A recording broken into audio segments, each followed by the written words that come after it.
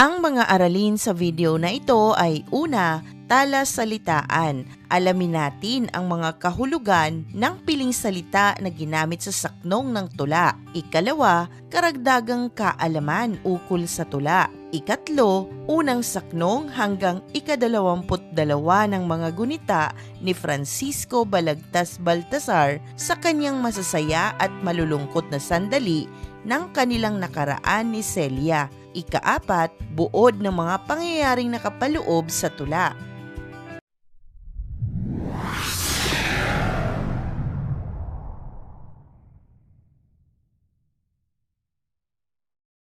Dumako na tayo sa unang bahagi ng ating aralin. Alamin natin ang kahulugan ng mga piling salita sa ating talasalitaan. Pagsaulan, mahimasmasan, manumbalik, muling maalala, mahagilap, mahanap, makuha, matukoy, pinanganganiban, kinatatakutan, pinangangambahan. Karalitaan, kahirapan, kadukhaan, walang sapat na yaman upang matustusan ang pangangailangan, suyuan, pag-iibigan, pagmamahalan, hilahil, dusa, suliranin, paghihirap, pagkabigo, maidlip, nakatulog, mababaw na tulog, namamanglaw, nalulungkot, nalulumbay, nagluluksa, panimdim, pangamba, alinlangan, pagkabalisa, agam-agam o bagabag.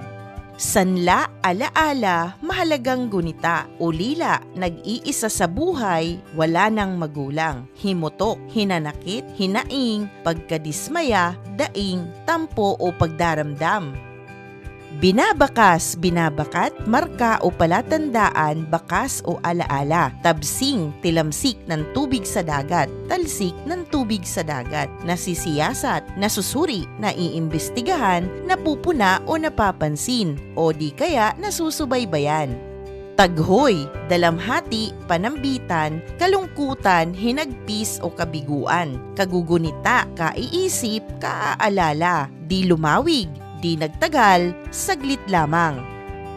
Di mapaparam, hindi mawawala, hindi mawawaglit, hindi makakalimot, pagdaralita, paghihirap, pagdurusa, karukhaan, naaaba, kinawawa, naaapi, hinamak, tinuring na mababang uri. Malumbay, malungkot, walang sigla o gana, mapanglaw, kutad, kulang sa karanasan, kulang sa kaalaman, hindi sanay, pag-ayop, pag-alipusta, paghamak, paghiya. Ninfas, diwata ng kalikasan, pintakasi, tagapamagitan, patron, pista, kaarawan, imbi, hamak, walang karangalan. Dalata, malapit sa pampang, dili-dili, alaala, isipan, gunita, kasadlakan, kahinatnan, kahantungan, sapitin. Ating naunawaan ang mga piling salita na ginamit sa tula. Dumako tayo sa ikalawang bahagi ng ating aralin. Narito na ang munting kaalaman ukol sa akda. Muling bumalik sa alaala ni Francisco Balagtas Baltasar ang isang tao kahit naghatid ito sa kanyang puso ng kalungkutan. Ang tulang kay Celia ay sinasabing saloobin at pag-alala ni Francisco Balagtas Baltasar sa kanyang iniibig na si Maria Asuncion Rivera o Mar. Mapupuna na ipinapahiwatig niya rito ang kanyang saloobin at damdamin. Inilalarawan ni Balagtas sa 22 kabanata ng tula na kay Celia ang masasaya at malungkot na sandali ng kanilang pag-ibig at nakaraan ni Maria Asuncion Rivera. Sinasabing hinahandog niya ito rito.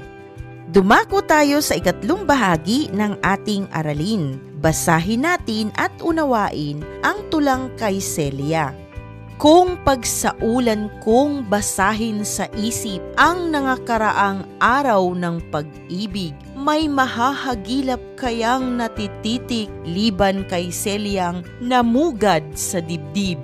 Yaong Celiang laging pinanganganiban, baka makalimot sa pag-iibigan ang ikinalubog ni ring kapalaran sa lubhang malalim na karalitaan.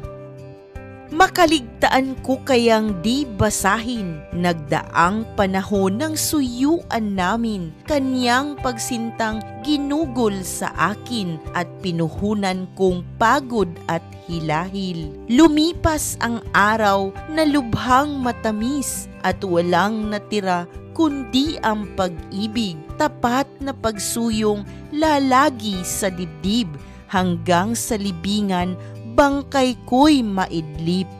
Ngayong namamanglaw sa pangungulila ang ginagawa kong pang-aliw sa dusa, nagdaang panahoy inaalaala sa iyong laraway ninitang ginhawa. Sa larawang guhit ng sintang pinsel, kusang inilimbag sa puso't panimdim, nag-iisang sanlang naiwan sa akin at di mananakaw magpahanggang libing.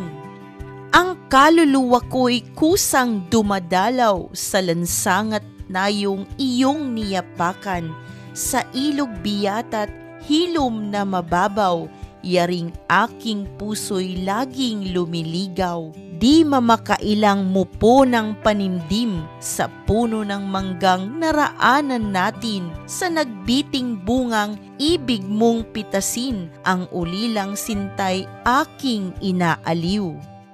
Ang katauhan ko'y kusang nagtatalik sa buntong hininga nang ika'y may sakit. Himutok ko nooy inaaring langit, paraiso naman ang may tulong silid. Nililigawan ko ang iyong larawan sa makating ilog na kinalagian. Binabakas ko rin sa masayang dungan, yapak ng paa mo sa batong tinungtungan. Nagbabalik man di parang hinahanap dito ang panahong masayang lumipas, na kung maliligoy sa tubig aagap nang hindi abutin ng tabsing sa dagat. Parang naririnig ang lagi mong wika, 3 araw na di nagtatanaw tama, at sinasagot ko ng sabing may tuwa, sa isang katao'y marami ang handa. Ano pa nga't walang di nasisiyasat ang pag-iisip ko sa tuwang kumupas, sa kagugunita luhay lalagaslas ang taghoy kong o nasawing palad. Nasaan si Celiang ligaya ng dibdib, ang suyuan nami bakit di lumawig? Nahan ang panahong isa niyang titig, ang siyang buhay ko kaluluwa't langit. Bakit baga ngayong kami maghiwalay ay di pa nakitil yaring abang buhay? Kung gunitain kay aking kamatayan, sa puso ko Celia'y di mapaparam. Itong di matiis na pagdaralita ng dahil sa iyo, o nalayong tuwa ang siyang umakay na ako'y tumula, awitin ang buhay ng isang naaba. Celia'y talastas ko't malalim na umid, mangmang ang musakot, malumbay ang tinig.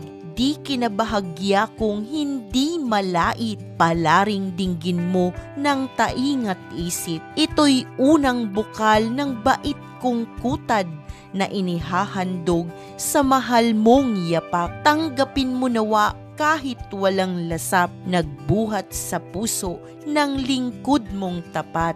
Kung kasadlakan man ng pulat pag-ayop, tubo ko'y dakila sa pahunang pagod. Kung binabasa mo'y isa mang himutok, ay alalahanin yaring naghahandog. Masasayang ninfas sa lawa ng bay, sirenas ang tinig ay kawili-wili. Kayo ngayoy siyang pinipintakasi ng lubhang mapanglaw na musa kong imbi. Ahon sa dalata't pangpang na nagligid, tonohan ng lira, yaring abang awit na nagsasalitang buhay may mapatid, tapat na pagsintay, hangad na lumawig. Ikaw na bulaklak, niring dili-dili, Celiang sagisag mo'y ang MAR. Sa birheng mag-inay, ipaminta kasi ang tapat mong lingkod na si FB. Ating nabasa at naunawaan ang tula ni Francisco Balagtas Baltazar na kay Celia. Dumako tayo sa huling bahagi ng ating aralin. Alamin natin ang buod ng mga pangyayaring nakapaloob sa tula. Ang tulang kay Celia ay isang personal at masidhing pagpapahayag ng damdamin ni Francisco Balagtas para sa kanyang minamahal na si Celia o si Maria Asuncion Rivera. Sa akdang ito, isinalaysay ng Makata ang kanyang pagdurusa, pag-ibig at paghanga sa dalaga, kasabay ng matinding dalamhating dulot ng kanilang pagkakahiwalay. Sa simula ng tula, ipinahayag ni Balagtas ang matinding dalamhati na kanyang nararamdaman. Inilarawan niya ang sarili bilang isang taong lugmok at nagdurusa na ang tanging sanhi ng sakit ay ang paglayo ni Celia. Para sa kanya, ang pagkawala ng minamahal ay katumbas ng pagkawala ng liwanag sa kanyang buhay. Ang mundo ay tila naging madilim at mapait. Habang umuusad ang tula, pinalika ng Makata ang tamis ng kanilang pagmamahalan. Inalala niya ang mga panahong siya ay masaya, payapa at puno ng pag-asa dahil sa presensya ni Celia. Ipinakita rito kung gaano kalaki ang naging papel ng dalaga sa kanyang buhay. Siya ang naging lakas, inspirasyon at dahilan ng kanyang mga pangarap. Subalit, kasunod ng masasayang alaala ay ang mas masidhing sakit. Tinanggap ni Balagtas ang katotohanang sila ay hindi maaaring magkatuluyan dahil sa mga hadlang tulad ng katayuan sa buhay at impluensya ng ibang tao.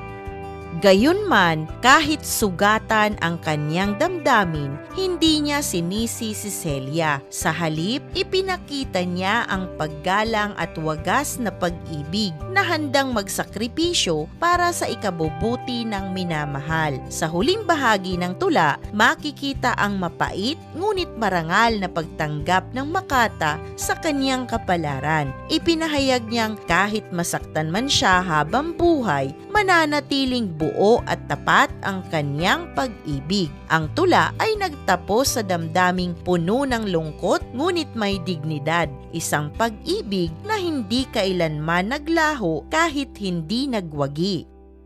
Isang mahalagang aralin muli ang iyong napanood. Maraming salamat sa panonood sa channel na Aralin sa Filipino.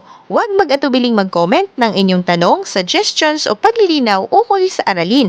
Munting kahilingan sa iyong kaibigan, paki-like, share and subscribe para updated ka sa mga susunod pang bagong video ng Aralin mo sa Filipino.